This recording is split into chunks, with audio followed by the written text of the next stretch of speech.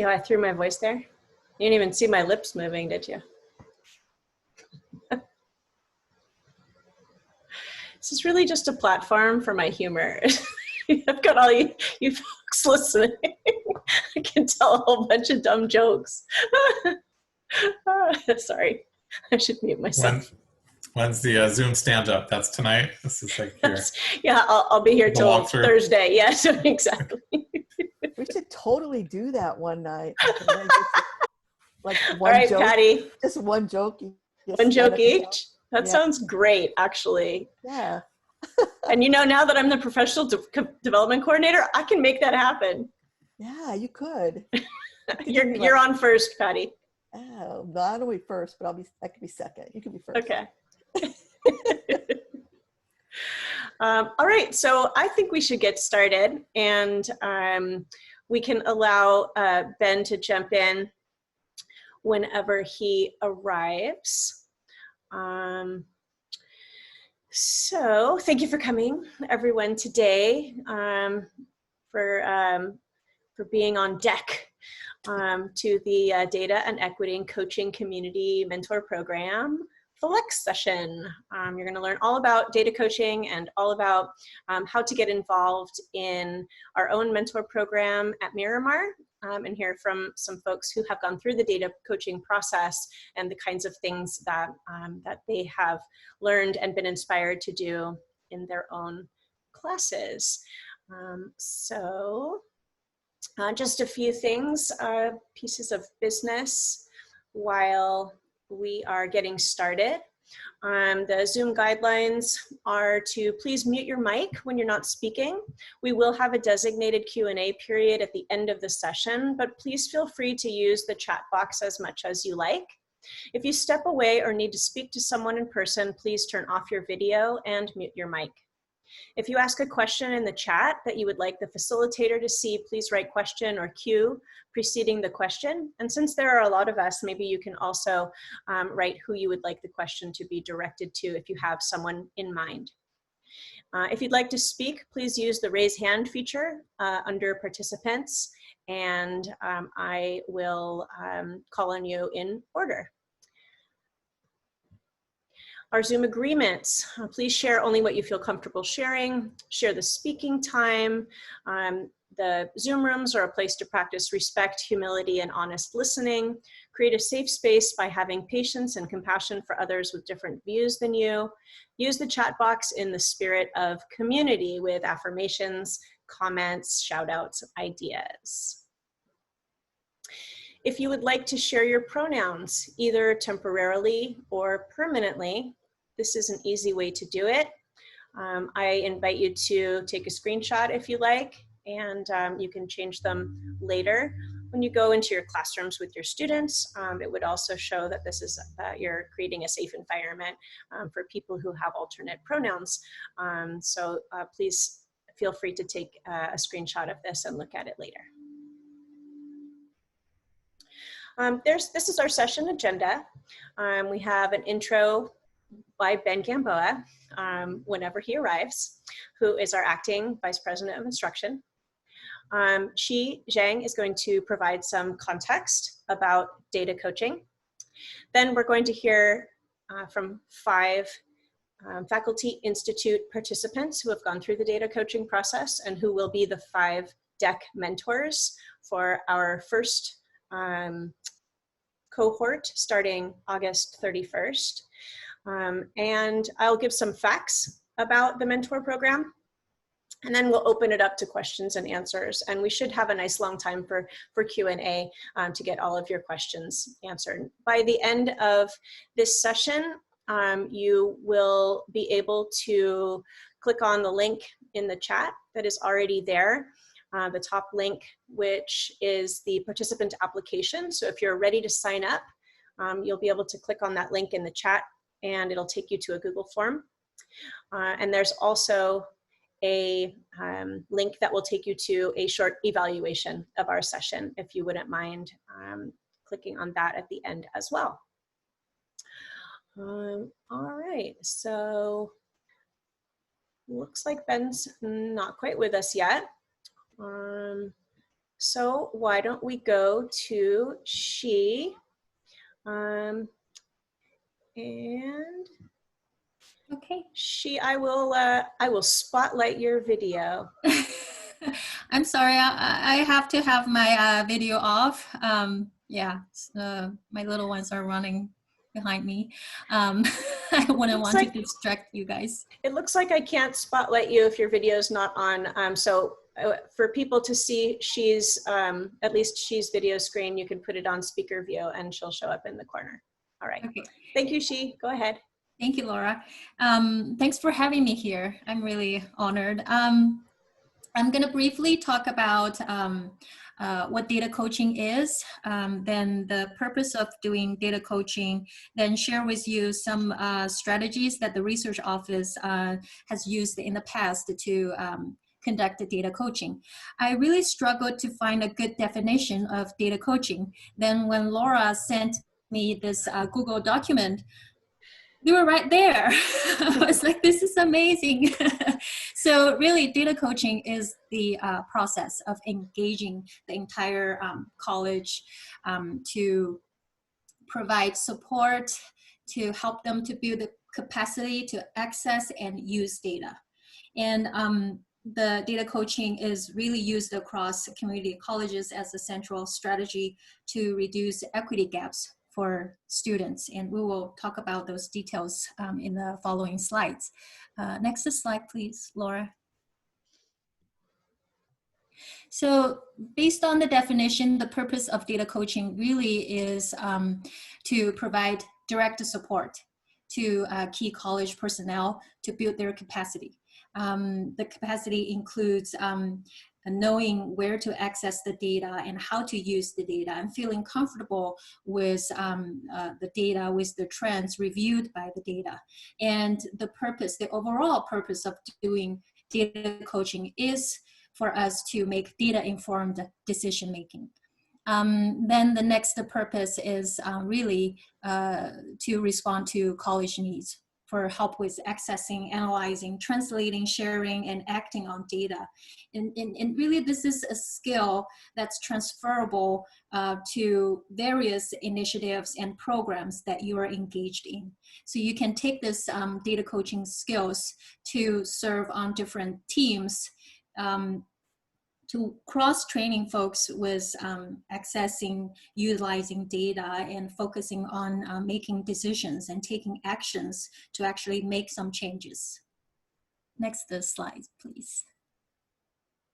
So I'm gonna briefly talk about the role of research in data coaching. So if you haven't made the research office your BFF, this is really the time for you to do that. In a nutshell, the research office really serves as a helper and a facilitator throughout any data coaching process. We can help you to we can help connect you to the existing data. For instance, the district research has a lot of data tools, and our research office, Myanmar's research office, generates a lot of research reports, data tools such as the program review, equity data dashboard. We can definitely point you to these existing data sources for you to look at district-wide data, college-wide data, course-level data, then be able to identify trends. Then we can also help you to get connection with other subject matter experts. Our data, our programs, our courses do not live in a vacuum. So when you have the opportunity to look at your own data and you want to come up with a solid interpretation of your own data, it's a good idea to work with other subject matter experts such as student services, such as counselors, and other personnel on the campus who might hold the key to your key questions. Also, we can help you pull additional research data for you. We can help shape your research design, and we can help you form your hypothesis. and help you to test your hypothesis. Then along the way, we can help collect additional data, then also help you conduct that second level of analysis, which is to correlate the data you pulled with other sources to triangulate the evidence to identify equity gaps, for instance. Then we can definitely help help you dig deeper in your own data through conducting inquiry-based collaborative inquiries. Then what we can do also includes connecting you to the process or infrastructure so you can scale up your best practices. For instance, I recall in the Faculty Institute, folks come up with a lot of awesome ideas. Then maybe infuse your ideas into the program review process, connecting your ideas to available resources such as the college-wide student equity plan or guided pathway initiative. That way you can scale up the best practices that you had and make bigger impact on student success. Next slide, please. I can share with you some of the successful data coaching strategies that the research office has used in the past. We always post research reports, data tools, dashboards online on our research website, just for quick and easy access. Then we also offer presentations and conduct workshops to focus on a certain aspect of the data, to do some training and offering additional technical support. Then mostly we help facilitate discussion around the data. We join the meetings with you and really just help you focus on the data and generate guiding questions and make sure that we center the discussion on the gaps and on the actions that we can generate. And we also hold in the past office hours to provide more technical support, to provide also one-on-one project meeting or training. Those have lower scope because we serve individuals. We can only serve a limited number of individuals, but those are really high impact activities as well. So these are the data coaching strategies that the research office has used. So in a nutshell, we are here to help, and along the way, we're gonna be our helper and facilitator to help you focus on the data and make decisions based upon data. Great, thank you so much, Shi. So we have our illustrious acting Vice President of Instruction, who I've invited to just jump in and talk a little bit about the Faculty Institute and whatever else he'd like to talk about. I have tons of stuff that I could talk about, but I certainly won't bore everybody's time with all those details. But first off, I'm really happy to be here, and it's so fantastic to see so many people joining in on this excellent adventure. What I would like to highlight for everyone is just how much of an important priority this type of professional development program is for faculty. This is cohort-based data coaching where you get to learn and how to dig in deep into the data, and your own particular data, right? So when we hear about equity and how important equity is, we really talk in these big theoretical conversations. But this is the type of program, data coaching, that allows for us to dig into the granules of the data that we see emerging from our own classrooms and start to answer, what does equity mean to me? What does it mean to my students? And what does it mean to my classroom? And what does it mean to the students that I serve? Laura has really come together and put together this fantastic program based upon some important lessons learned from other faculty cohorted professional development programs. And there's so many familiar faces on this on this call from our other program from the Faculty Institute. And so what we've learned are that faculty engaging faculty digging into data in a non-judgmental way, without evaluation of them as people and as professionals, but evaluating the work we do together. That's what has led to some fantastic change already. So I really encourage everyone who's on this call to follow through and to take part in this professional development program. It's professional development programs like this that we will continue to support because it's starting to show vast and deep change at Miramar College. And I'm really excited to support this program on behalf of all administration. It's worthwhile for everyone to participate. So thank you.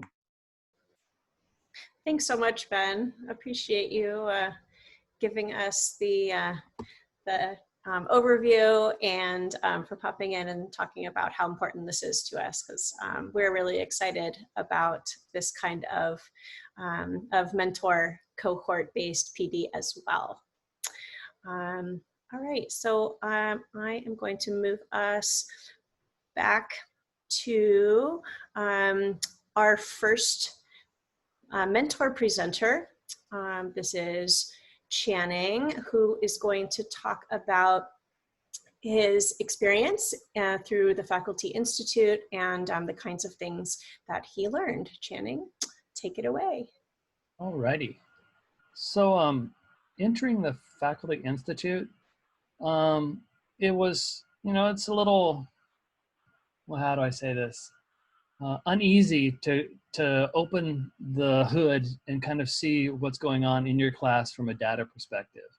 What was comforting was that this was not going to be done with my dean. It wasn't going to be done with my department chair. It was really just for me and some of my, coworkers that were doing the institute at the same time.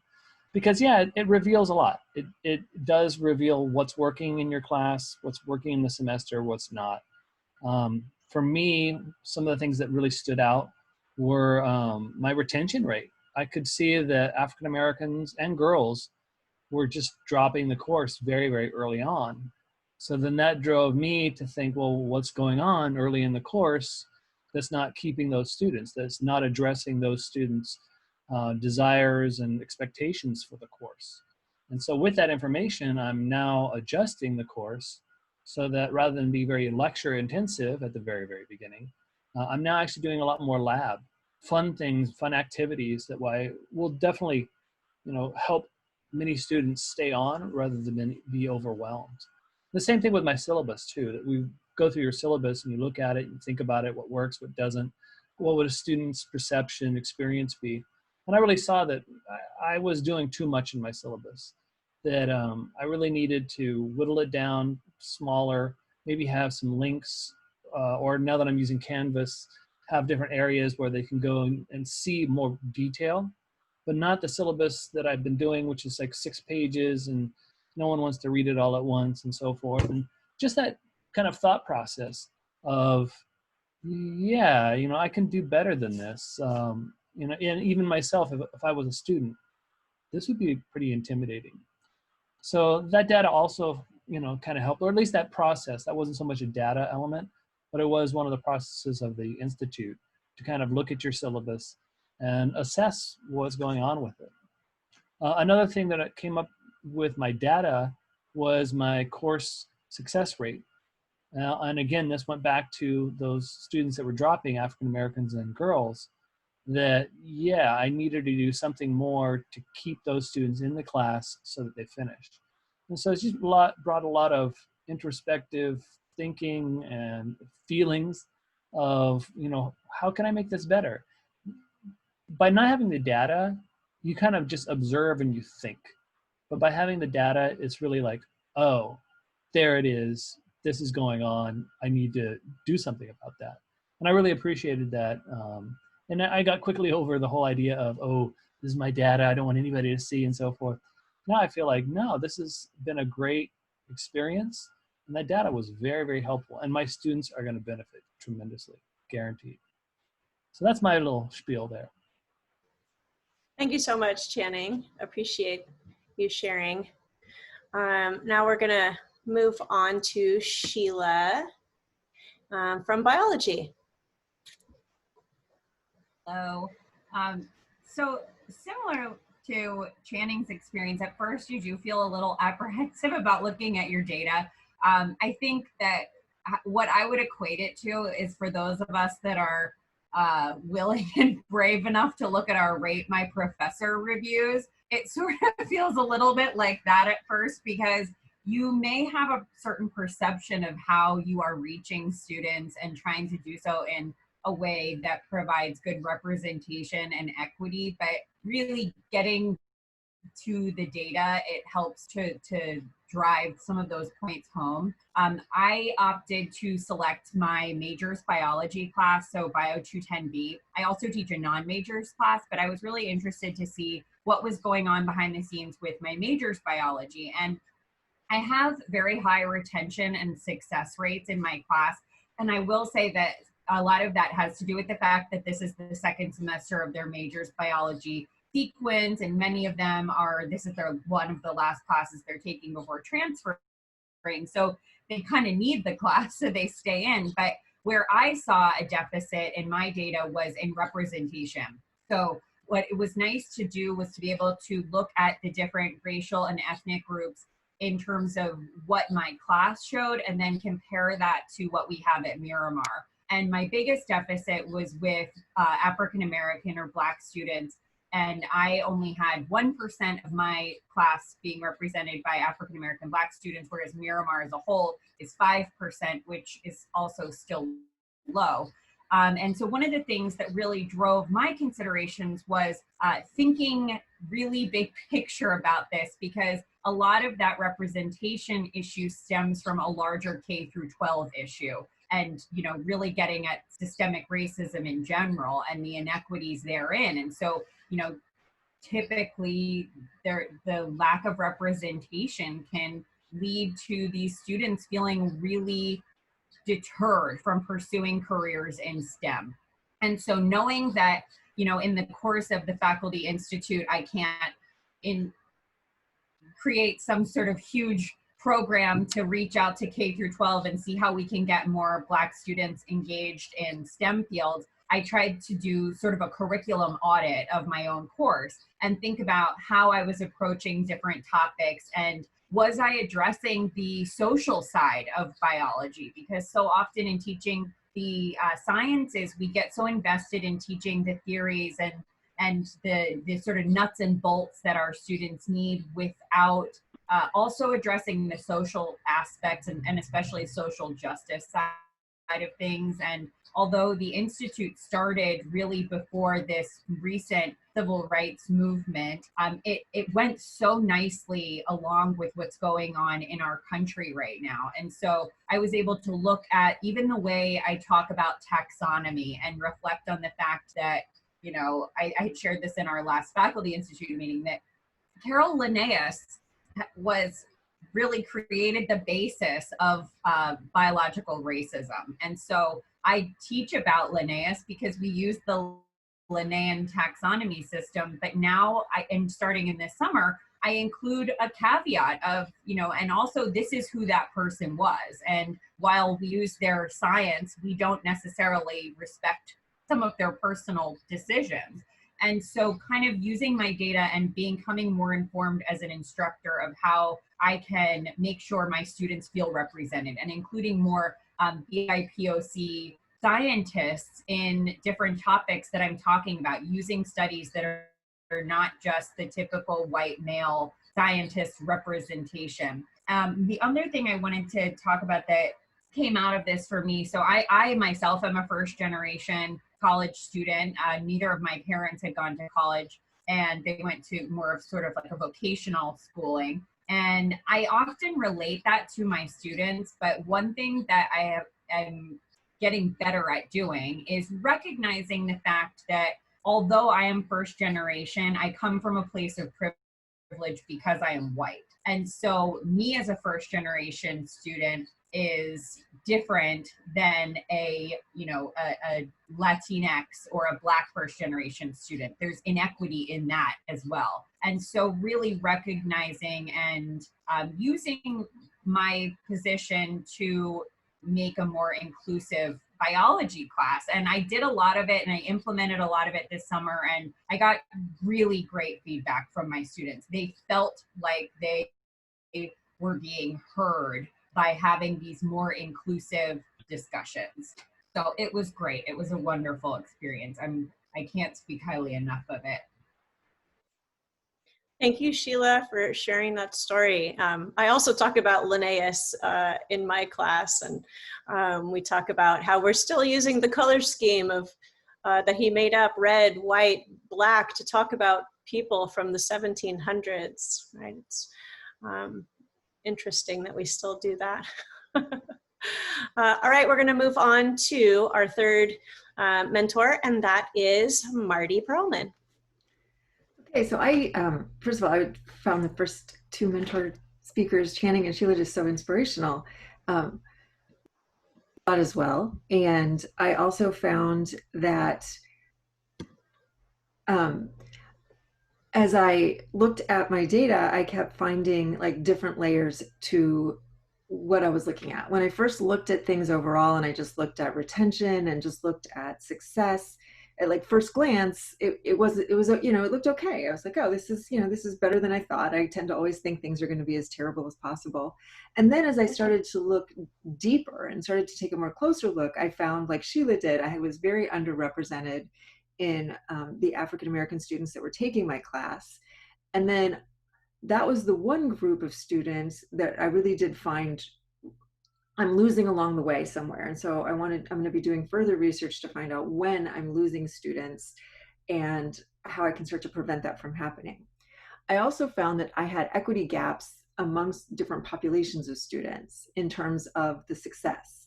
And overall success in the class, this was for Nutrition 150, the basic nutrition course, is better than I'd expected, but not as good as it could be. And that there is definitely an equity gap among different ethnic groups, like African American, Pacific Islander, both of which had low numbers, as well as Native American and Latinx students, first generation students and former foster youth, and students with economic challenges. And then I also found that there was, I don't know if it's an exacerbated challenge or not, but when I looked at things like first generation and different ethnicities, then more would come out with that as well. And I love numbers and looking at data and seeing those kind of more complicated things that are going on there to see where I might be able to do something to help further success. I also found that male students and younger students in my course didn't do as well as female students or older students. And so that's another thing that I want to address. Okay, next slide. So some of the things that I've already started doing is I found an OER textbook. And so for spring, I actually had already found this OER book and made it optional. So you could either use the book that I had been using, or you could use the OER, and I had like separate sets of reading assignments, but you then had to get the Mastering Nutrition thing with Pearson. Then for summer, I actually took a survey to see how many students were using the OER book versus how many students were using the Pearson book, and it was 95% were using the OER. So for fall, I'm completely switching to the open education resource. And I was able to finally find a low-cost diet analysis software that is only $19.99, and unlike Mastering Nutrition, can actually be sold in the bookstore, so that students with financial aid are going to be able to purchase it with their financial aid dollars. Because that was something that was always very frustrating for me, is I could get the Mastering Nutrition for not a low cost, but a lower cost, which we needed for the diet project, which is this big important part of the course. But to get that economic advantage of that price, you had to purchase it through Pearson, which then made it inaccessible for the students using their financial aid dollars, or at least some of the students using financial aid. I also now that I'm remote for everything, including the online, I'm doing a lot more. I got over myself, and I'm doing a lot more videos. And instead of just reaching out to the online students before class starts, I'm also reaching out to the on-campus, or now the remote learning students. And that'll be something I continue with, because I realize I do have a lot of students who just don't have any college experience before them. And so it's just intimidating and scary to just, or it might be, that's at least what I think, I could be totally wrong, but to say, hey, this is who I am, this is how you get to campus, this is how you log into Canvas, or this is how you get to Zoom if we're not on campus. And so that's something that I've changed. I've also, through the collaborative aspect of, talking about my data with colleagues in the Faculty Institute and just talking about teaching philosophies and late policies and all these things, I've really just kind of embraced who I am as an instructor and my belief in failing forward. I don't know how to learn without failing, and the process of learning and repetition and revision. And so I've embraced that fully. And revision is an absolute part of my course all throughout. And so that's very clear now in what I'm doing, as opposed to like this little secret thing, like, oh, you didn't do so well, you want to revise. It's very clear and upfront. I've also been struggling for years with a late policy, because I feel like I was always supposed to have this like really strict, hard-nosed late policy, but I never felt comfortable with that. And so I've just realized it is okay for me, with who I am, to just embrace the fact that I accept late work and that I do not need any explanation. I will not ask any questions. That's just my policy for this class up until a specified date, which is usually about 2 weeks before the end of the semester.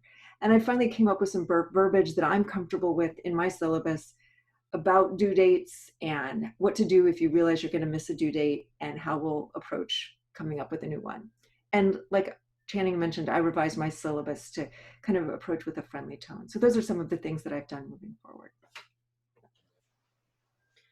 Thank you so much, Marty. And thanks for sending me your slides. Just kidding. It's not a dig on anyone else. No, I'm just kidding. All right. Moving on to Laura Pachenko from sociology. And then, of course, I don't have slides, everyone. So thank you, LG. Sorry, it's just who I am. Gotta make a dig. But I feel like I have sort of like a very similar experience to everyone else who participated in the Faculty Institute, where I really, I teach sociology, so clearly we talk a lot about so many of these issues related to equity in our classes, but I had never really had a chance to look at any of this information before. And this is kind of the opposite of Marty's, which I find really interesting, but I actually found that older students weren't doing as well in my classes. And that had, honestly never crossed my mind before. I had never really thought that there was any sort of disparity like that. So I really appreciated that this gave me that sort of insight. And it's really made me think about how I deliver assignments, if that makes sense. So one example, just very quickly, is that I have students take this online simulation that's meant to, it's nowhere near the full experience, but it's meant to give this very, very brief insight into the experience of living in poverty. And for the very first time, I've been doing this for, 8 years or so.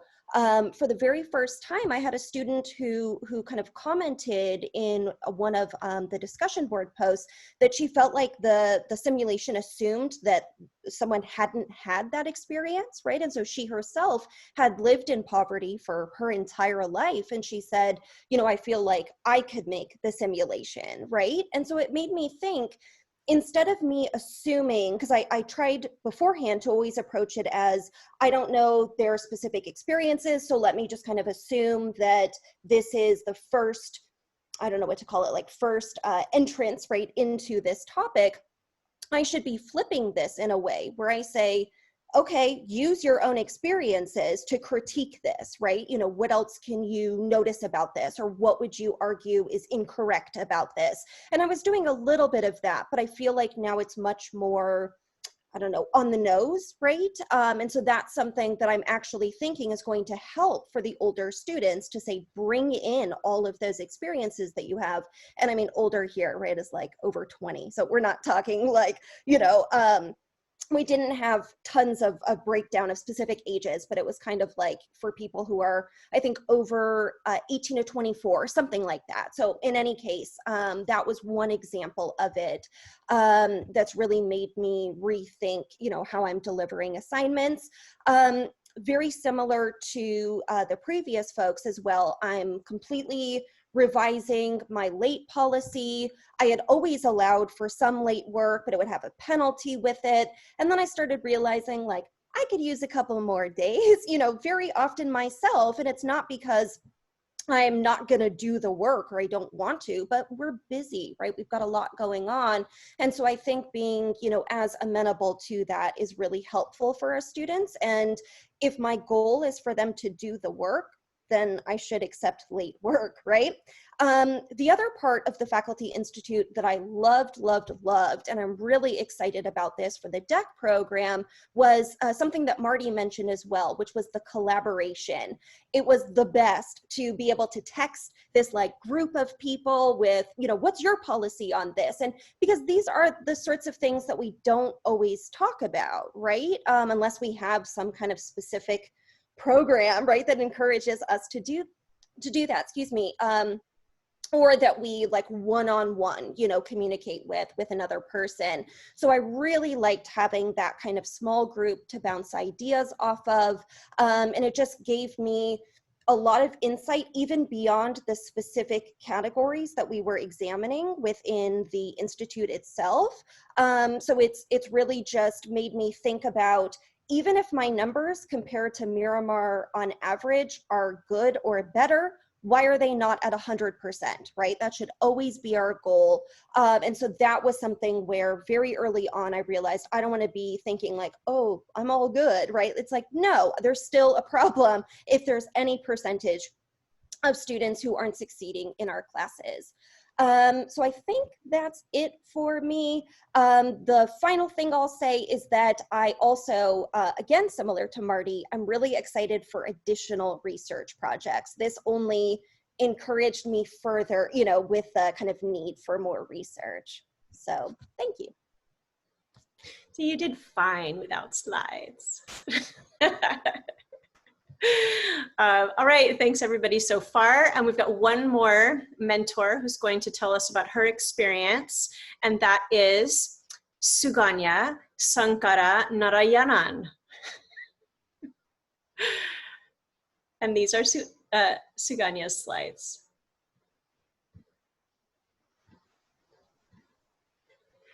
Suganya, you are muted. Oh, yes. Okay. There you go. Am I muted now? No, right? No, you're good. Hi, everyone. My name is Sukanya, and I teach for the School of Business at San Diego Miramar College. This was my first research project that involved a lot of research and data. So my findings are a few here, and I would like to share with you all what I found during the research process. But before that, I would like to thank everyone for this opportunity. And the best part of this program was the past few months, I've been able to get in touch with all my fellow faculty members here at Miramar, and I was able to share my experience. I was able to bounce off of ideas from them too. So that work, like everybody said, that was like an eye-opener for me also. So here are some of my findings and some things that I did in the past few months. So my major finding here was retention rates and success rates were considerably low between the age group 20 and 30. And I was not expecting to see this at all. I didn't go into this program with any kind of biased notion or thinking about this is what is going to be my statistics. I was open to see and hear and listen to everything. But when I saw this, the statistics was crazy. I was like, okay, it was particularly between the age group 20 and 30. And I was kind of very curious to research and dig and see what is going on. one thing that I'm planning to incorporate is to incorporate more surveys in class to learn students, not just about how the class is set up. I usually have surveys in class. I give them surveys for, through mid-semester. I give them one at the end of the semester, and I thought that was probably sufficient because I got some feedback about how I can improve my classes, what assignments they liked, what assignments they didn't like, and all of those. But at the end of the day, I realized that it was not about me and only about my assignments and how I can improve my classes, but it's also about what challenges they are facing in life. Not to dig too much deeper into that, but I thought it's a good idea to give some questions in the survey, something such as what challenges did you face during the semester, or if something didn't work, why did it not work, things like that. So I'm actually in touch with a few of my colleagues right now to come up with a survey, a full-fledged survey like that I can give right at the beginning of the semester, just to see how the feedback turns out to be like. And then incorporating additional measures in class, such as one-on-one counseling. Now this worked really well for me, and I got this idea from one of our fellow faculty member who was also in this research project. She mentioned that she does not call her office hours. She just calls that visiting hours. So for spring, the end of spring and the whole of summer, I've been calling my office hours different names. Coffee hour, chat hour, tea time, chai time, you name it, cake time, you name it, I just had it. And the good point is that students were able to attend it because they were curious to see like what this is actually all about. It's not just a strict office hour where I'm strictly there to answer only course related questions. Now the conversations might have started, with us on a regular note, like, okay, I'm drinking coffee, I'm drinking tea, but I did end up having so many questions during those hours because students, first off, thought that it was not that strict setup, number one. Number two, they jumped in, and even though they didn't have a question at the beginning of the office hour, well, the chat time, they had a question by the end, maybe because they heard somebody say something and they had a question because of that, and maybe they thought that I'm a human being sitting here, I'm not a machine, I'm not that strict of a person. So maybe they just thought, okay, it's good to communicate with this professor and ask and see how things go. And then the next one, providing students with extra resources such as workshops to reduce stress and career counseling, etc. I do provide all the workshops that we receive via email from Miramar to students, but I think I would want to incorporate more of that, especially in times that we are living in right now. So I think it definitely helps.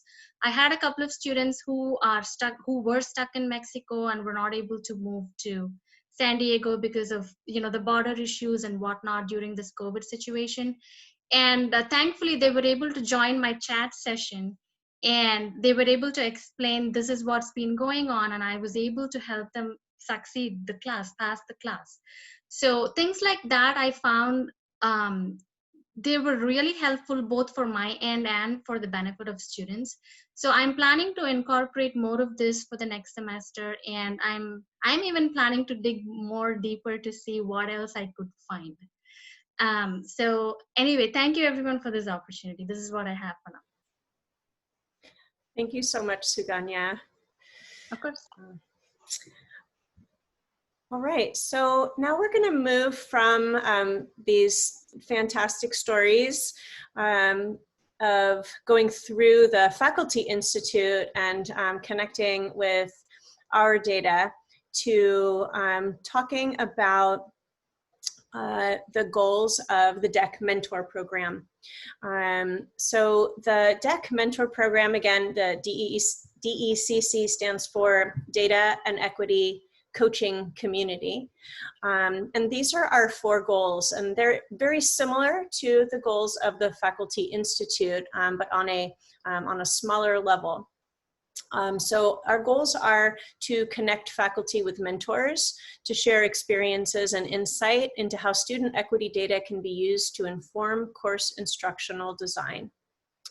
Secondly, to teach faculty how to read and understand their own student equity data using the Tableau data management system. I would say, and I don't know if you all feel this way, but this was actually the most challenging part. Just learning how to access the dashboard and understand how to get the numbers that, that you needed. But once you understood it, it was very simple and clear to use. And so that's why it helps to have mentors and SHE and you know, a whole group of folks to support each other in this effort. Third, to engage faculty in reflection and dialogue about the equity-minded and student-centered practices that data literacy supports. And then fourth, to support faculty in the implementation of strategies to improve retention and success rates for their identified DI or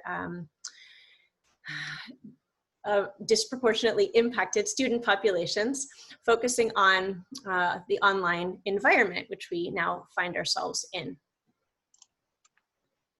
Here is the schedule for our first 2 DECC sessions. So we'll be running one starting August 31st for 5 weeks. And then we'll be running a second one for a new set of participants in October 5th. So at the end of this session, again, you'll see a link, and we'll post it again, to sign up for the first DECC session beginning August 31st. If you're more interested in participating in October, we'll send out another link later on for the second DECC session. So this is sort of a visual overview of the different phases of the DECC Mentor program. In the first 2 weeks, we're going to help you understand your data. So the mentors will meet on Zoom with their cohorts and you know, learn to use the Tableau program to access their data, to find out where their student equity gaps are in a disaggregated format. So because it takes a little while to sort of get used to using the Tableau dashboard and understanding the numbers, we're going to use the first 2 weeks to do that. Then moving into phase 2 in week 3, we're going to start sort of talking more about looking at our syllabus and our class policies, and you know, similar to what the 5 mentors' experiences were, and mine as well, going through the Faculty Institute. You know, you start to really look at these things in a new way, and it's very helpful to have people there to talk about in order to try to implement changes in terms of your syllabus and class policies that reflect your own student equity data. In week 4, we're going to move into phase 3, and that is talking more about culturally responsive teaching. So we'll be talking about you know, how our strategies in the classroom in general could be more sort of intentionally designed to retain students, and all of the, you know, many ways that we might think about that. And then in phase 4, week 5, we've got sort of the creation of the action plan and implementation strategy. So this is when you, you know, if we've looked at your data, you've gotten information, we've talked, you have some ideas about what kinds of changes you'd like to make, and you actually make that plan. And that plan will be, you know, something that you will be able to implement at any time. If you can implement it right away, great. If you can implement it in the next semester, terrific. You know, just the action plan itself would be the goal of that phase.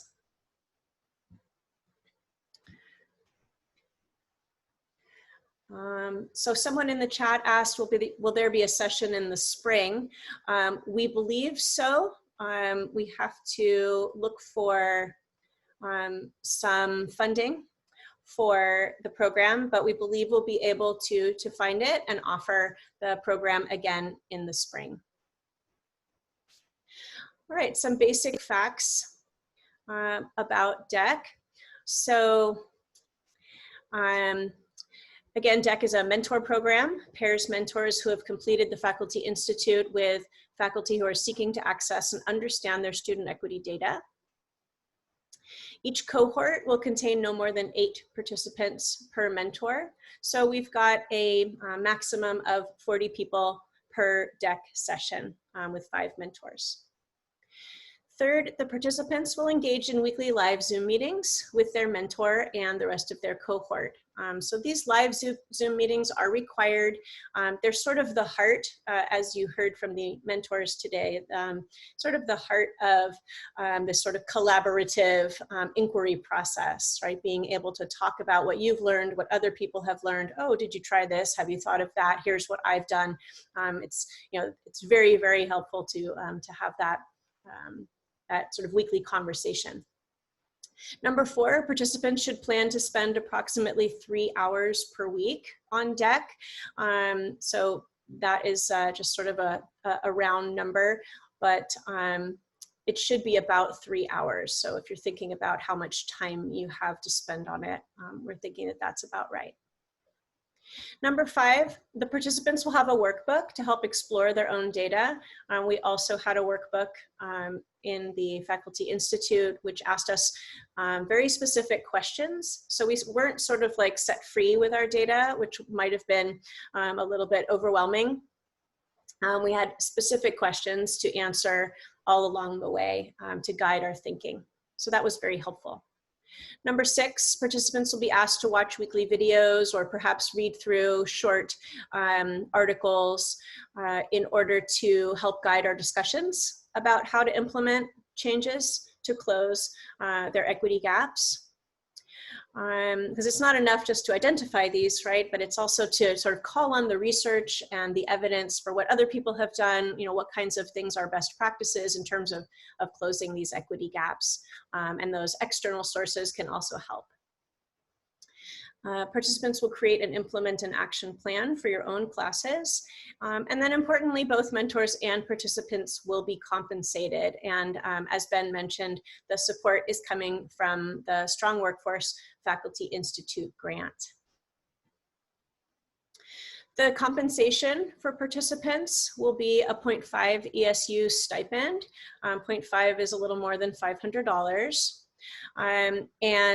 Although that may be an attractive option, there are other options as well. If you would prefer to opt for 1 unit towards salary advancement or up to 30 hours towards salary advancement, you can also choose that. Or flex credit. You can get flex credit, and if you use these for flex credit, you will probably be done with all of your flex, I imagine. But it's up to you which of these you'd like to choose.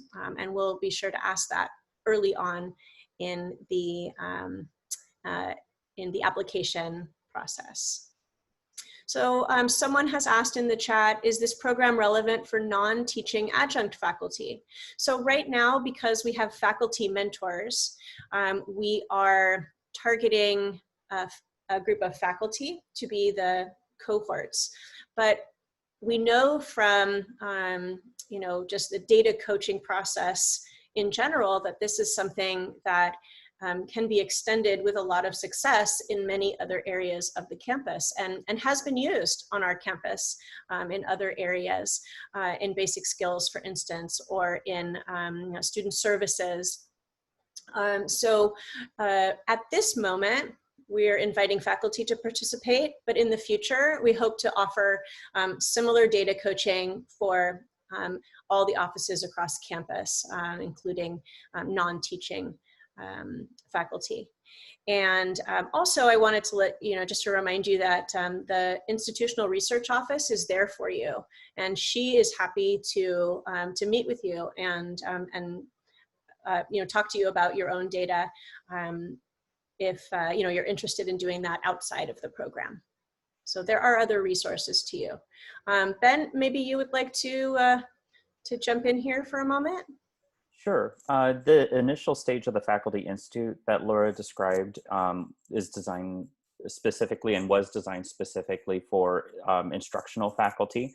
However, the region is investigating various ways of altering what was designed for instructional faculty to support other faculty, either counselors, librarians, those who support our students in incredibly important other ways.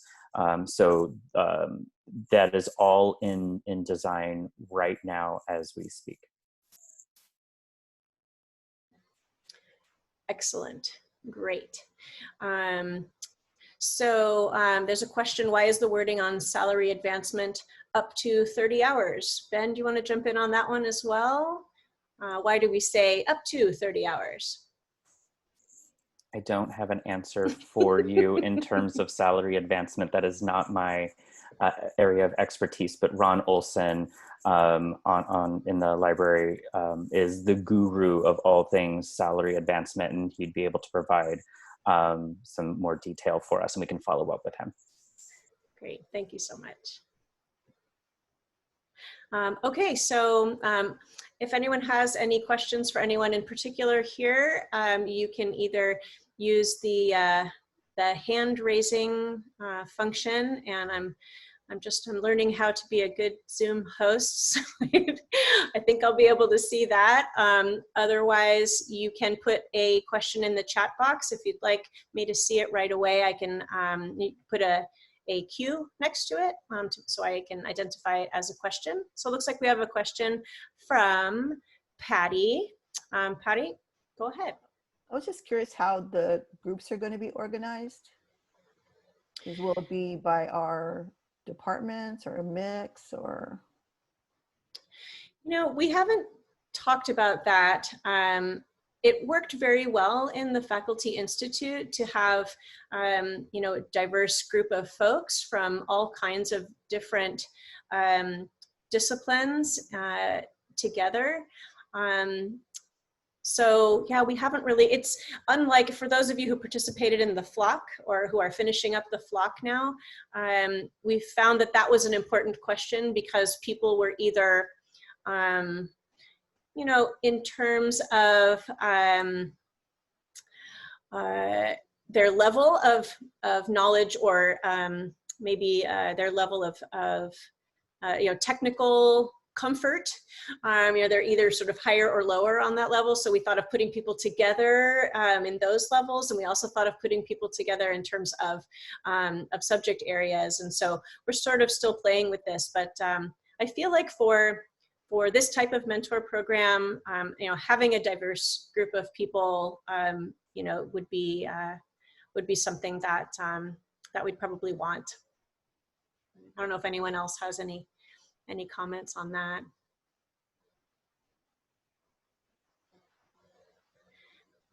All right. Anything else, Patty? No, I'm good. I was just thinking, you know, I don't know what's best. I was just curious. Yeah, we don't either. Sometimes it's good to have a mix of people, and sometimes it's good to have people that understand your discipline. Yeah, I don't know. Sure, absolutely. And I think that, you know, we're moving into an era where hopefully we can all support each other in all ways, and not only have to rely on the folks in our mentor cohort, but we could reach out to people in other mentor cohorts or across campus for support. Ben, did you have something to add? Yeah, Patty, that's such a great question. When I was facilitating the Faculty Institute, I observed that sometimes when faculty were from the same disciplines, they were able to dig real deep into very particular questions that they all kind of understood. And so they were able to dig a little bit deeper into their pedagogical choices and interrogate those that were intentional versus those that were maybe learned behaviors from their own graduate programs.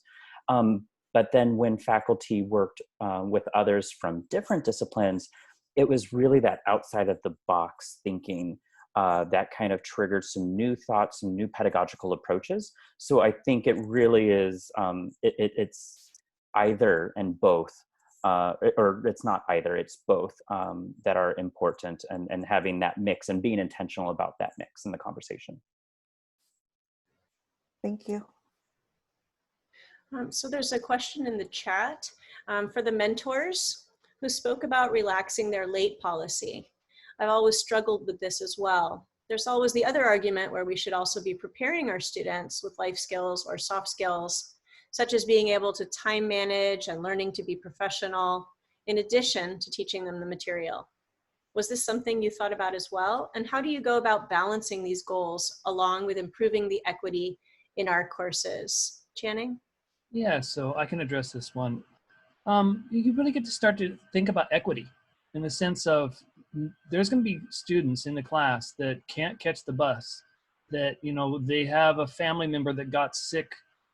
There's all these other factors, not the fact that they're just trying to skip class, but a lot of students struggle with getting to class or have other responsibilities. Their work called them in that day, so they couldn't come in, or they have to work late and they're going to be late to the class. And when you start to think about all of the reasons why they might be late, and you don't like exclude it to just, oh, well, the student doesn't want to be here, they're a flake, then you start to realize that, yeah, a little bit more flexibility is really a lot more equitable to all the students. And to just be, you know, I don't know, to bend a little bit, but not be as firm as, you know, I used to be the same thing. You're here on time or you're not, right? But now with some more perspective and all that, I definitely see that I need to be more flexible. I need to give the students an opportunity to still succeed in the course, even if, you know, they have a couple problems with, you know, being absent or being tardy some days. Would any of the other mentors like to jump in on that question? Marty? Yeah.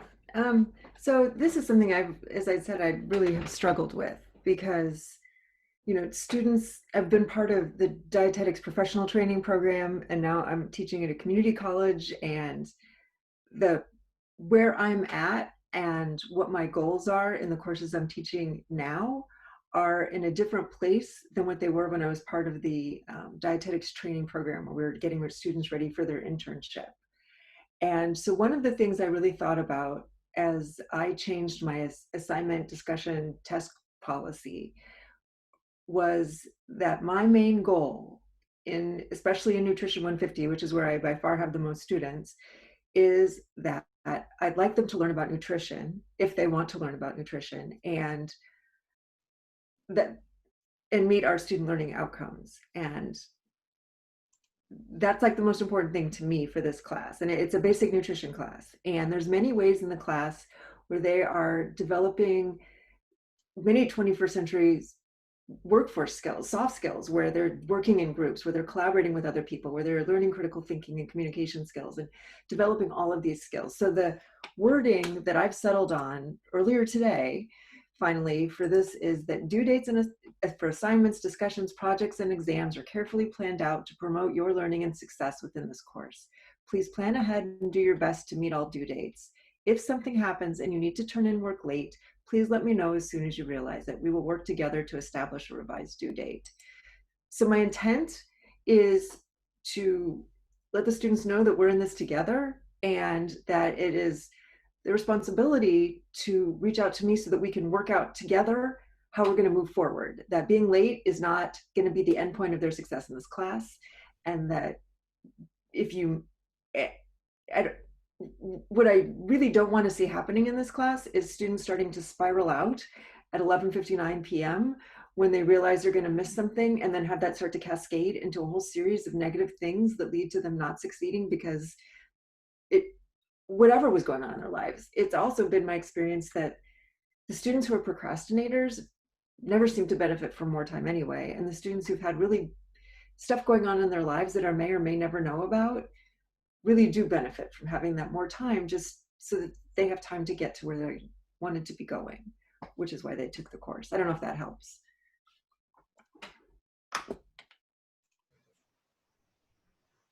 Looks like Camille has a question.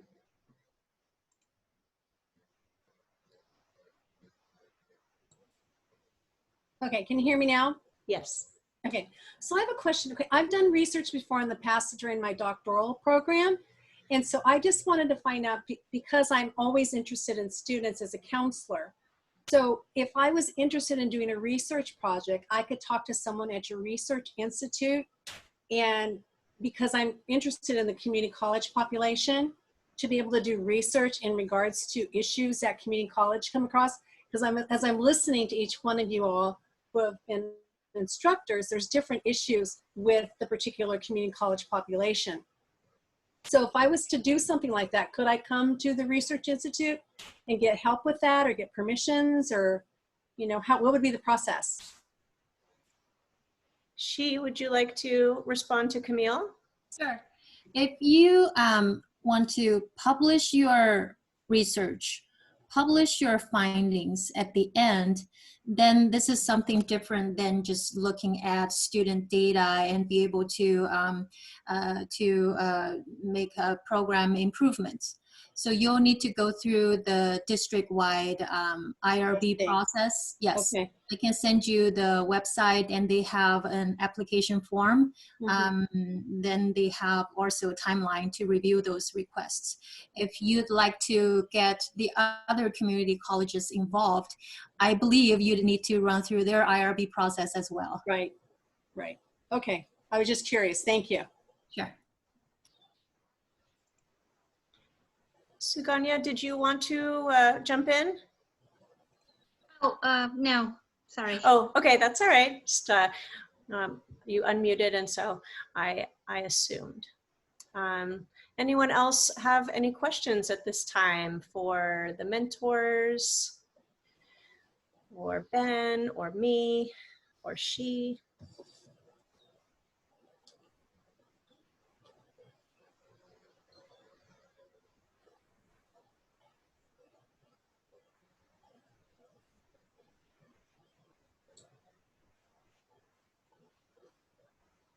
We're learning to be comfortable with silence.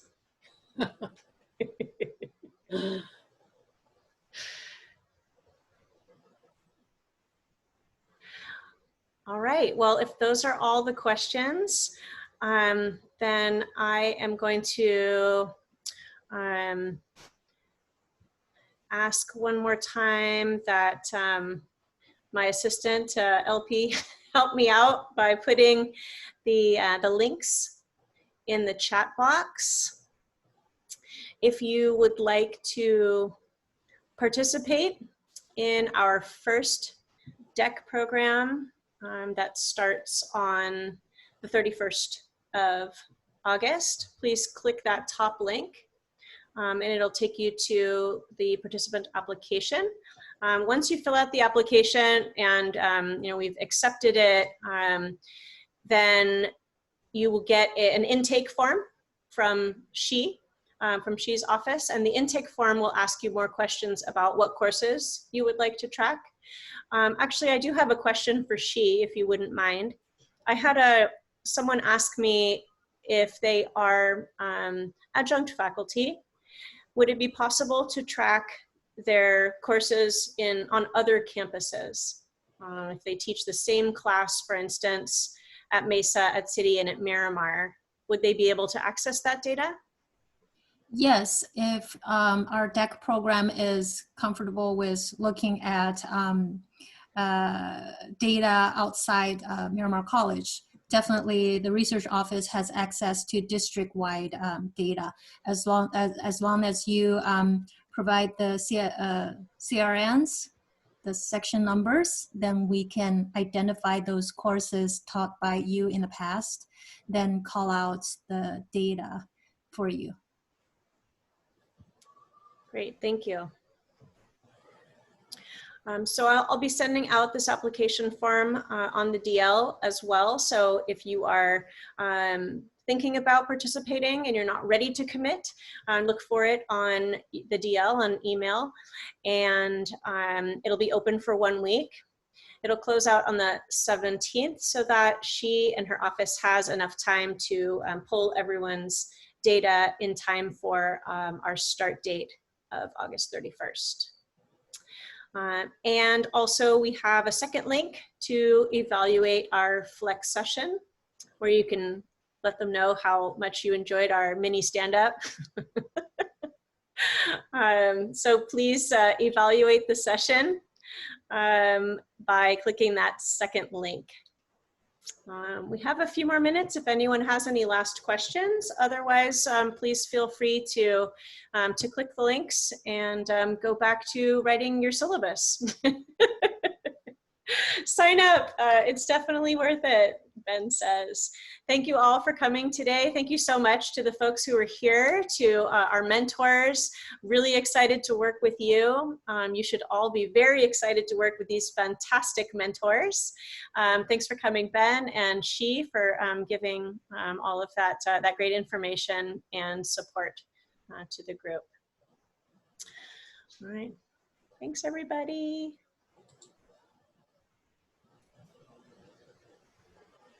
Thank you. Thank you, Laura. Thank you. Yeah, absolutely. Thanks for coming. Thank you, everyone. Have a good evening. Bye, Shi. Thank you. Bye. Take care.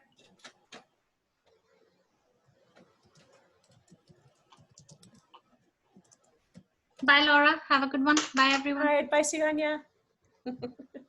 LP, I like your, did you come up with that? Your ship metaphor? I did. Nice. I was proud of myself. So thank you for appreciating it. Great. I'm the captain. I need a hat. Yeah, no crown. That's what you need. A nice captain's hat. Captain's cap. Excellent. All right. Woo. Okay. I'll see you later. Okay. See you later. Bye. Bye, Camille. Bye.